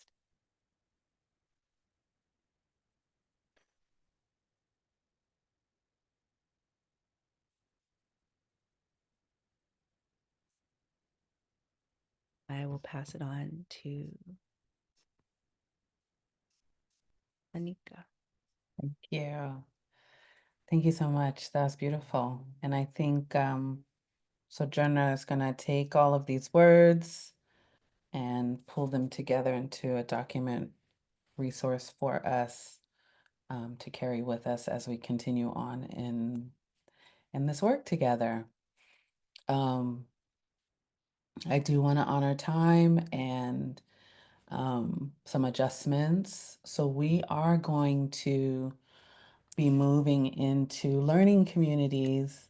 And this is just the beginning of time that you're going to have with your coaches. So it's okay if we shorten the time a bit. The main thing of the space, coaches, is really for you to start to get to know your folks. And Lena is going to guide us in terms of how we're getting into our learning community groups.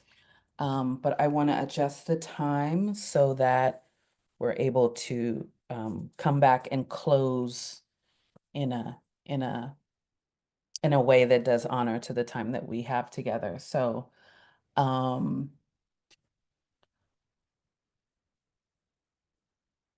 just want to say quickly about learning communities that this is your group. This whole group of 32 organizations is a cohort, but your learning community is that smaller group which we have sort of designated around the size of your organizational budget that you've shared with us. And the goal is to really create a space for mutual support, collaboration, to foster that shared identity, to do more of what we're doing here, and to continue the journey together.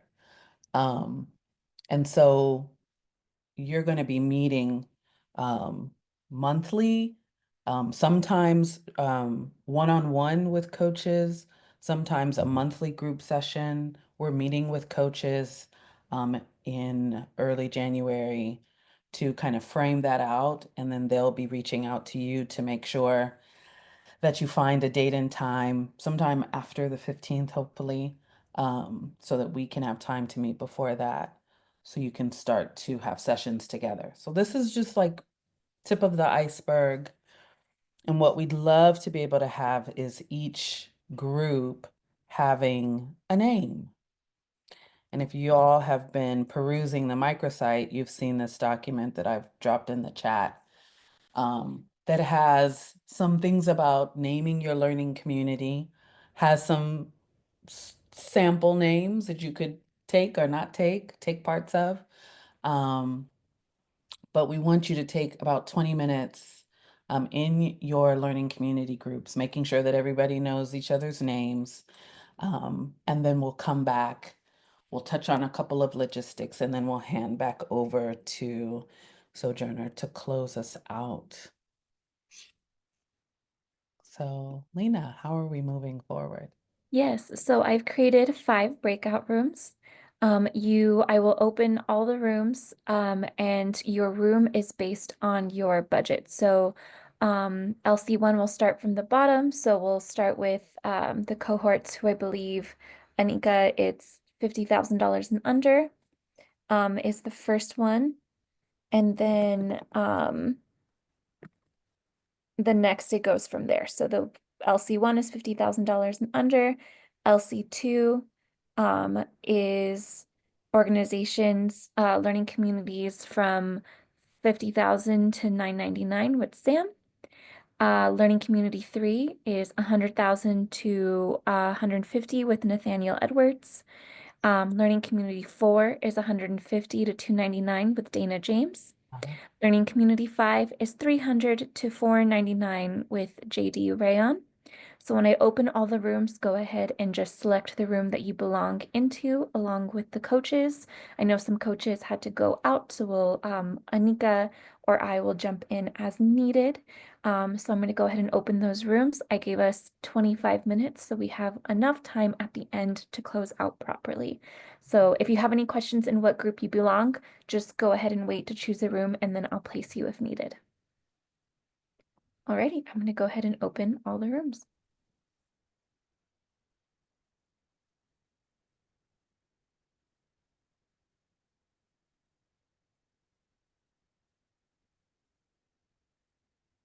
Sharing so that I can see.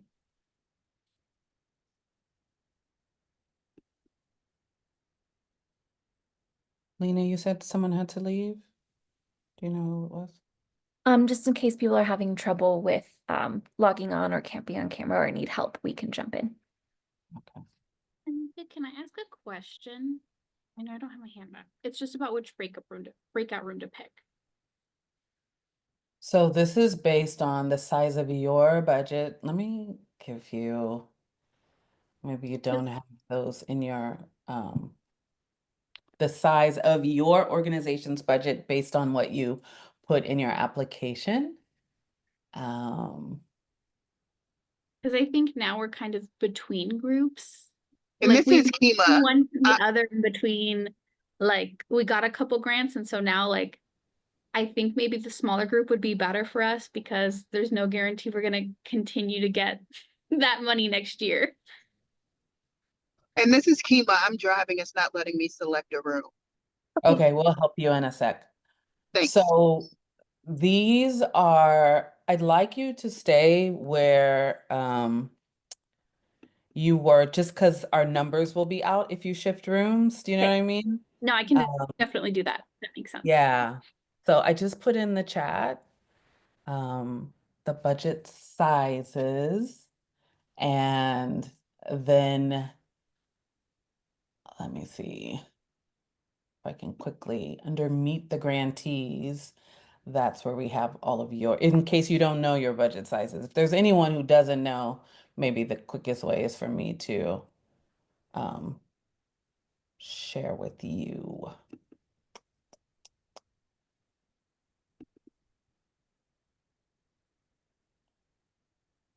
How do we, is there supposed to be a something that pops up to choose a group? I'm not seeing how we do that. Yeah, I'm not seeing how to get into group 2 either. I was looking in the chat if there was a link, but I'm not seeing anything. No, you're great. Let me go ahead and put you in. It should be on the corner where you see breakout rooms, but if not, I'll put you in as I go.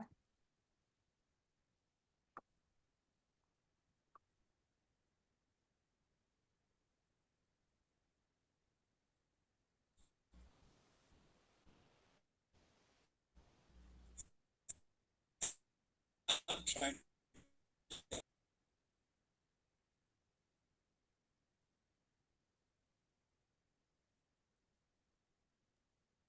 For those still looking, if you see those 3 dots on the bottom of your screen, it says more. If you click that, it should show somewhere where it says breakout rooms. Got it. See it. Thank you. Great.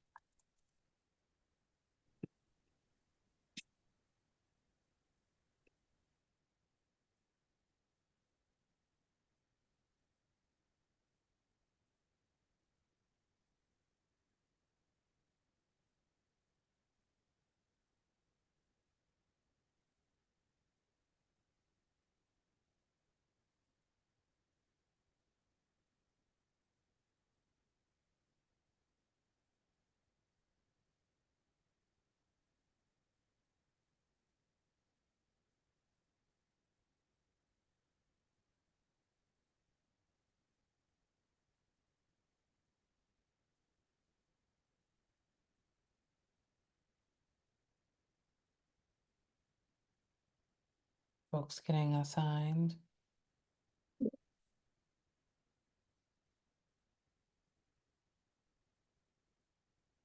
There's a couple note takers in here, so I'm trying to skip over them. Kima, you're going to LC5, so I'll help. I'll move Kima over. Steve, what is the name of your organization? Is That's Steve? El Dorado Institute. Okay, thanks. Idaho.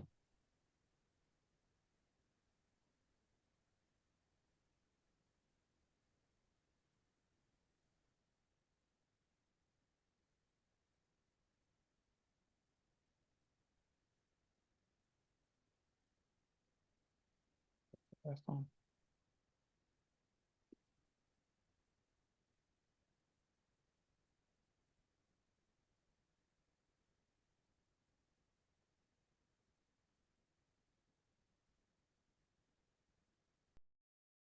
Winter, that's Utah Black.